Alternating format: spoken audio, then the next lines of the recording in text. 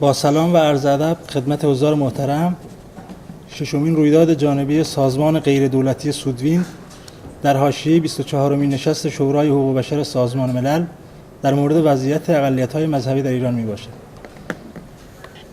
حضار محترم میتوانند از کانال 2 سخنرانی را به زبان انگلیسی و از کانال 3 به زبان فارسی همراهی کنند. همچنین در این جلسه فیلم برداری و عکس برداری انجام می شود. مهمانان محترمی که تمایل به حضور در فیلم و یا عکس ندارند خواهشمند است به مسئولین اعلام نمایند. سخنران اول ما سرکار خانم سیمین فهندج، سخنگوی جامعه بهائیت و فعال حقوق بشر هستند که در مورد وضعیت بهائیان به ایراد سخنرانی خواهند پرداخت.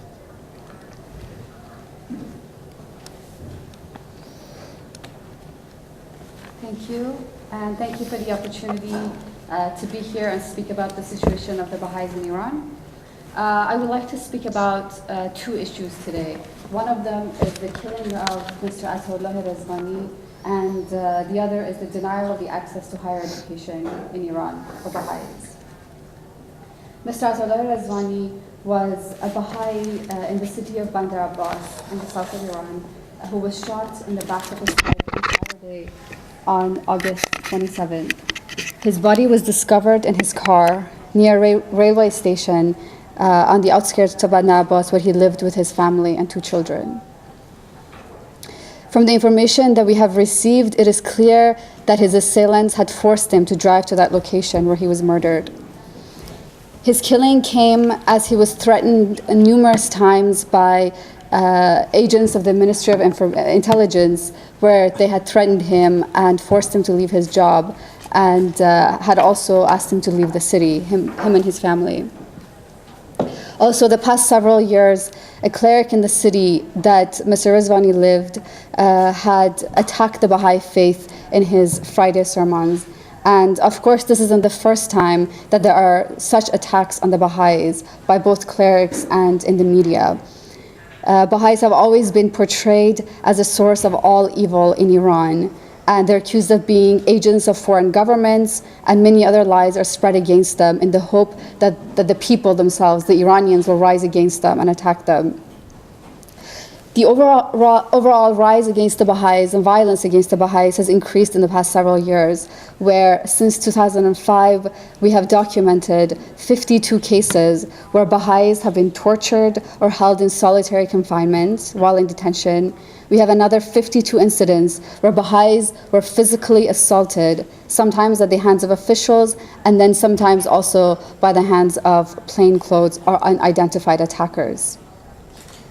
Attacks have also been directed at Baha'i-owned properties, and we've had 49 incidents of arson against Baha'i homes and shops, and more than 30 have been vandalized, such as they've been vandalized with hateful graffiti on the walls.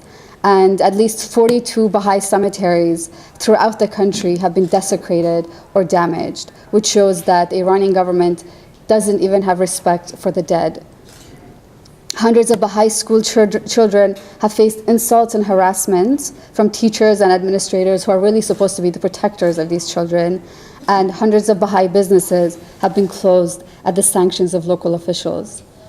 And what really makes these numbers and these attacks distressing is the extent of government involvement in the attacks, and also the lack of investigations regarding these actions, and how these actions are really taking place with total impunity. So whether the attacks have been sanctioned by an order from the intelligence ministry or have come as a result of incitement to hatred in the media, the government has never investigated or prosecuted those who are responsible. And actually, the Baha'i international community is not aware of even a single incident of someone being persecuted for the attacks and for the actions that are taken against the Baha'is. In the case of vandalizing Baha'i cemeteries, for example, individuals have used heavy equipment such as bulldozers, and the permits for which could not be taken unless there's some kind of government involvement in these attacks. The other issue that I wanted to talk about was access to higher education. As you know, Baha'i students in Iran have been denied the access to attend university in Iran since the Islamic Revolution. And in the beginning of the revolution, Baha'i students were expelled from university and Baha'i professors were taken out of their jobs just because they were Baha'is.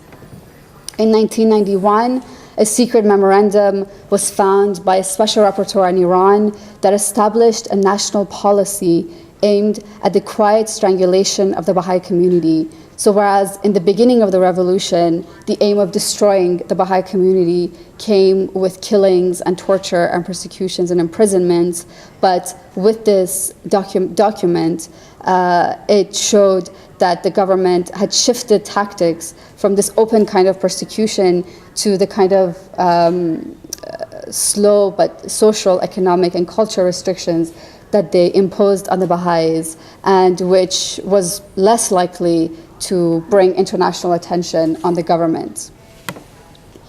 And the document dictated that Baha'is should be kept basically illiterate and uneducated and living only at a subsistence level and fearful at every moment that even the smallest infraction will bring the threat of imprisonment or even worse.